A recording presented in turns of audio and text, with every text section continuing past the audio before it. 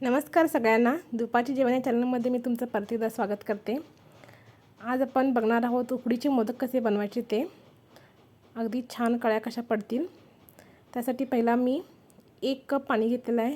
त्यात same cup नंतरला मी पीठसुद्धा घेतलेलं आहे. हे धुतलेलं तांदळाचं पीठ आहे. धुतलेल्या तांदळाच्या पिठाचाच वापर करा म्हणजे अगदी छान मऊसुद्धा होईल पीठ आणि आपल्याला शेप देताना पण ते कट वगैरे होणार नाही. त्याच्यानंतर त्याच्यामध्ये थोडंसं मीठ, थोडीशी साखर आणि थोडंसं तूप घातलेलं होतं. त्यानंतर 5 मिनिटं शिजवून छान पीठ मळून घेतलेलं आहे. स्मॅशरनं पहिला स्मॅश करून घ्या म्हणजे हाताला भाजणार नाही.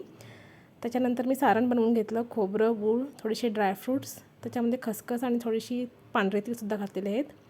त्याच्यानंतर एक छोटा पिठाचा गोळा घ्यायचा व छान हातानं तो पसरवून घ्यायचा. त्यानंतर छान कळ्या पाडून घ्यायच्या आणि थोडासा तुपाचा हात लावायचा म्हणजे आपल्याला हाताला पीठ चिकटणार नाही. आणि एक साईडला सगळ्या पाकळ्या अशा गोल गोल फिरवत आपण छान टोक आणायचं मोदकाला म्हणजे कळ्यासुद्धा सुंदर दिसतात. आणि खूप दाबून करू नका नाहीतर कळ्या चेपल्या जातील.